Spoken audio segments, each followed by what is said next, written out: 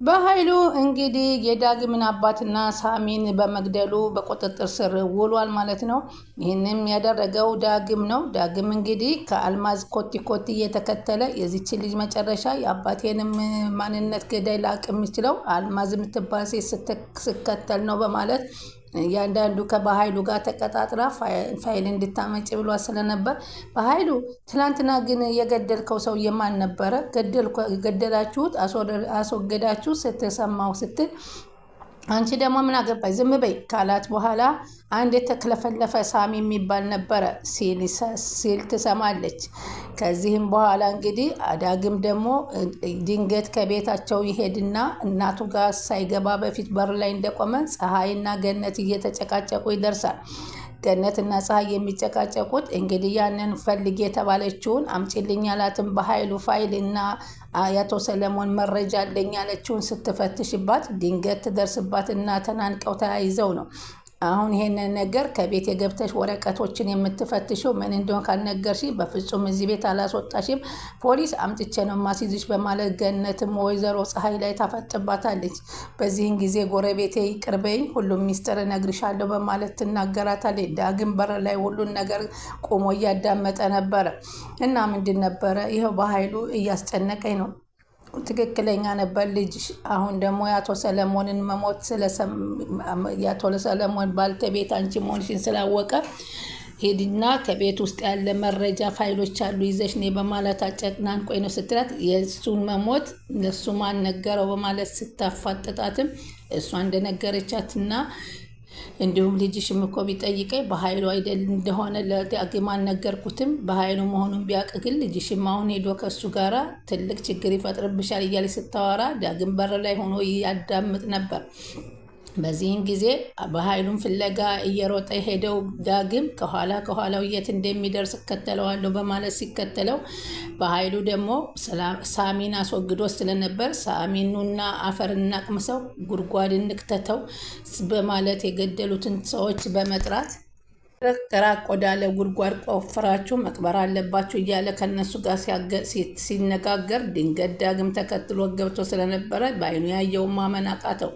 በዓይኑ ሲያይ ደግሞ ሳሚን አስወግዶት ሳሚን ለመቅበር እየተዘጋጀ ሲያገኘው ወደ አሁኑ ፖሊስ ደውሎ እጅ ከፍንጅ ካሳዘው በኋላ ሰላም እንግዲህ ወንድምሽ ታስሮልሻል ስትባል ሰላምን ተከትላ ብሌንም እየሮጠች ትመጣለች። ብሌንም ባየችው ነገር በጣም ነበር ያዘነችው። ምክንያቱም በትላንትናው ፓርት ሳሚ እኔ አንቺን እወድሻለሁ፣ በጣም አፈቅርሻለሁ፣ የልጆቼ እናት እንድኮኝ ይፈልጋለሁ፣ አንቺና እኔ ተጋብተን ጥሩ ትዳር ጥሩ ጥንድ ይወጣናል፣ ልጆችን እንወልዳለን እያላት በፍጹም አንተ እንዴት ነው የምታስበኝ? እኔ ራሴ የሚለው አለኝ፣ ከዚህ ከፊት ላይ ጥፋልኝ በማለት እንደውም ጉንጯን ሊስማ ሲል በጥፊ ያለችውን በማስታወስ አይ እዚች ዓለም ኑሮ ትላንትና ወደፊት ተስፋ የነበረ ሰውዬ ዛሬ እንደዚህ ሞተ ለማየት ነው ወይ ብላ በጣም ምኞቱን አስታውሳ አለቀሰች። ሰላምን በጣም ተደናገጠች እና እውነት ይሄ የማውቀው ወንድሜ በኃይሉ ነው ወይ? እኔስ ግራ ገባኝ በማለት የምትለው ነገር ጨነቃት። የራሴ ማንነት ቀማኝ፣ የሁለተኛ ደግሞ አሁን የሰው ደግሞ እየገደለ በእስር ቤት ስንት ጊዜ ይገባል በማለት ስትናገር እንደውም የአባቴን የሚገደለብኝ እሱ ነው ብሎ ዳግም ሲነግራት በጣም ደነገጠች። እኔ ትናንትና እሱን በቢላዋ ለምን ቆረጥከው ለምን ጎዳሃው ብዬ እኮ ስከራከርህ እሱ ነው ጥፋተኛው፣ እሱ ነው የገዛ ወንድምሽ ነው በኃይሉ ነው ብላይ ነበር ቃል። እስከ መጨረሻ ግን ላዋጣጣት ብል በር ዘግታ ልትናገረኝ አልቻለችም ነበር።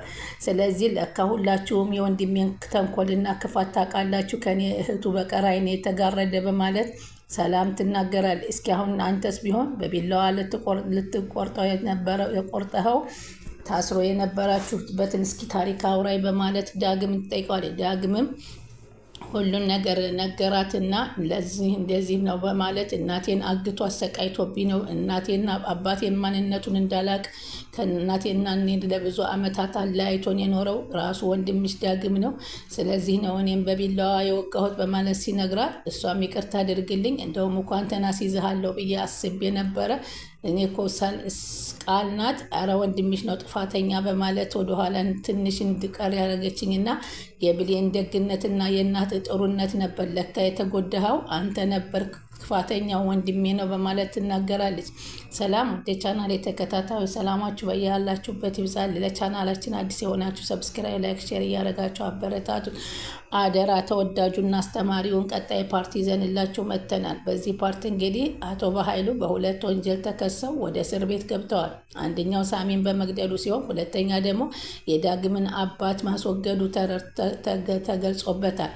በዚህም እንግዲህ እድሜ ልኩን የማይወጣ ስርዓት ውስጥ ከዚህ በኋላ ተፈርዶበት እንግዲህ በፍርድ ቤት እዛው ስርዓቱን ካልጨረሰ እድሜ ልኩንም እንደማይወጣ ነው የተገነዘቡት። በዚህም ሰላም ሁሉንም የልጇን ታሪክ ካወቀች በኋላ ብሌን ልጇ መሆኗንም ጠላስ ይፋውን ተነገረች። ብሌን ልጇ በመሆኗ ተደስታ እቅፍ አድርጋ ብሌንን እንኳን የኔ ልጅ ሆንሽ፣ እኔ እንደውም አንቺ ለእኔ ልጅ መሆንሽ ሙሉ ተስፋ አለኝ። ወንድሜም በቅጣቱ መታሰሩ ትክክለኛ ነው። ስለዚህ ከዚህ በኋላ አንቺና እኔ ሰላም እንኖራለን በማለት ቃል ደግሞ ከወይዘሮ ሰላም ላይ ተደፍታ እባክሽ ሰላም፣ ይህን ሁሉ ድርጊት ያደረግኩት ወንድምሽ አስገድዶኝ እንጂ እኔ ወድጄ አይደለም። እስካሁን አንድ ብር የደረሰኝ ነገር የለም።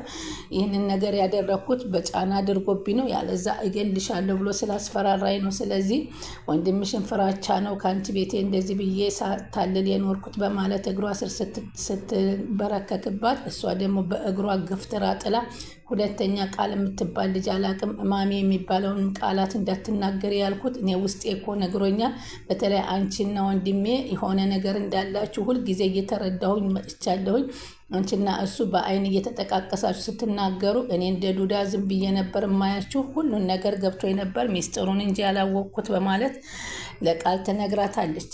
እንግዲህ አሁን ወይዘሮ ፀሐይ ደግሞ በገነት ቤት ገብታ ፍተሻው ላይ ስታካሂድ ምንም አይነት ወረቀት አላገኘችም ነበር። በዚህን ጊዜ አሁን እንደው አቶ በኃይሉ ታስሯል፣ ከዚህ በኋላ ሁሉን ነገር መናገር አለብኝ በማለት ስትሰራው የነበረውን ስራ ሁሉ ተናዘዘች። ሁላቸውም ወንጀለኞቹ ነው ከወንጀል ነፃ ሆነው የተገኘችው ግን ብሌን ነበረች።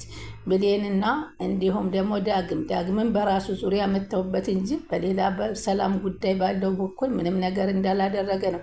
ትናንትናም የወይን ጠጅ ጠጥቶ ብዙ እንድትለፈልፍ ያደረገውም ለብሌን ሲል መሆኑን ለሰላም ገለጸላት። ብሌንም በጣም ከመጠን በላይ ነው በጣም የምወድህ፣ ምክንያቱም ትሳሳትና አንድ ነገር እሷ ሸይጣን ናት ትፈጥራለህ ብዬ ተሰግቼ ነበር በማለት ትጠይቀዋለች። ራሴን ተቆጣጥሬ እንጂ ልጅቱ በጣም አሳሳች ናት በማለት ለብሌን ሲነግራት፣ ብሌንም እናቷን በማገኘቷ ሰላም ጋር በመገናኘቷ በጣም ደስ ብሏት ነበረ። ወይዘሮ ገነትም ለዘመናት ስትጠብቀው የነበረውን ጥያቄ በእርግጥ ወይዘሮ ገነት ሰላም መሆኗን ሳሚ ከዚህ በፊት በስልክ ነግሯት ነበር። ሆኖም ግን አንድ ጊዜ ልትነግራት ሄዳ ብሌን እናትሽ ተገኝታለች ተብሏል ልንገርሽ ስትላት፣ ያንንም እያመጣሽ እናትሽ ነው አትበሉኝ፣ ባለፈው አልማዝ እናትሽ ናት ብላችሁ አምጥታችሁ በውሸት ሆኖ ሄዳለች እና ከዚህ በኋላ ለፈጣሪ ብቻ ነው የምጠይቀው፣ በትክክለኛው ካልተገኘች ራሷ ካልመጣችልኝ አልሰማሽም ስላለቻት ነገረቻትም። ሆኖም አንድ ጊዜም እንደዚሁ ልትናገር ለሰላም ሂዳ ነበር ወይዘሮ ገነት በእርግጥ ሰላም ልጇ እና ብሌን እናትና ልጅ መሆናቸውን ደርሳበታለች። ሆኖም ለሰላም ልትናገር በሄደችበት ሰዓት ቃልናት ለአቶ በኃይሉ ደውላ አውቃለችና ልትነግራት እየመጣች ነው በተባለ ሰዓት አንቀው እንግዲህ ባገቷት ሰዓት በፍጹም ከዚህ በኋላ አንድ ነገር ትንፍሻልሽ እንደው አንቺንና ልጅሽን ማጠፋልሽ በማለት ስላስጠነቀቋት ከዛ በኋላ ልጇን ፍራቻ ትተዋለች። አይደለም የብሌንን ጉዳይ የአባቱን ጉዳይ እንኳ አንዱን ልጄን አግኝቼው አጠዋለሁ ከነ በኃይሉ ጥሩ ነገር ምላሽ የለም፣ ስለዚህ ዝም ብለን እንኖር እያለች በተደጋጋሚ ዳግምን እየመከረችው ነበር። ዳግምም መፈለጌን አላቆምም፣ መቼም የአባቴን ገዳይ ማወቅ አለብኝ፣ ይሄ ግዴታዬ ነው በማለት ነበር። ግን አሁን ምንም ባላሰበው በድንገተኛ ነገር በራሱ ጊዜ ቀኑ ሲደርስ እሱ አባቱን ያስወገደበት እሱ እንደሆነ እንግዲህ ደረሰበት ማለት ነው። በዚህን ጊዜ በቀል እበቀላለሁ እንዳይልም አቶ በኃይሉም ቀድመው ወደ እስር ቤት ተወረወሩ። ይህም ለእሱ መልካም ዜናነት ያተርፋል። ብሌንም በጣም ተደሰተች። ከዚህ በኋላ ምን አይነት ህይወት እንኖር ይሆን? እውነት በሳሚ መሞት ግን በጣም አዝኛለሁኝ ስትል ትናገራለች። ዳግም ግን ሳሚ ብሌንን እንደሚቀማው ስለዛተበት ምንም ያህል አልተሰማው። በእርግጥ በሰው ልጅ መሞት ቢያዝንም ግን ያን ነገር እያስታወሰ ከአንድ ግብ ድኛለሁ ነበር ያለው። ብሌንም እንግዲህ በጣም አዝናለታለች። ቃልም ስትሰማ ወይኔ በጣም ነው የሚያሳዝነው። በጨረሻው እሱ እኮ ብዙ ፋይሎችን የያዘ ብዙ እንትኖችን የነበረ ነበር። እሱንም እኮ አባቱን ከዚህ በፊት በኃይሉን ያስወገደበት እሱንም በክፉ ነገር ብዙ ነገር ሲያደርገው ነበር ብላ ቃል ደግሞ ስለ ሳሚ የሰማችውንና ያየችውን መዘርገፍ ጀመረች። ሁላቸውም በዚህ ሁኔታ እርስ በርሳቸው ማን ጥሩ ማን መጥፎ እንደሆነ መገላለጽ ጀመሩ። እንግዲህ ውድ ቻናል ተከታታዮች በኃይሉ እስከ መጨረሻው እስር ቤት መግባቱ ከዚህ በኋላ ሰላምን ያመጣል ብለን እናስባለን። ብሌንና ሰላም እናትና ልጅ ሆነው መገናኘታቸው ዳግምም አባቱን ገዳይ ማወቁ በጣም ደስ ይላልና ቻናሉን ሰብስክራይብ ያደርጉ ይጠብቁን። ስለምትከታተሉን ከልብ እናመሰግናለን።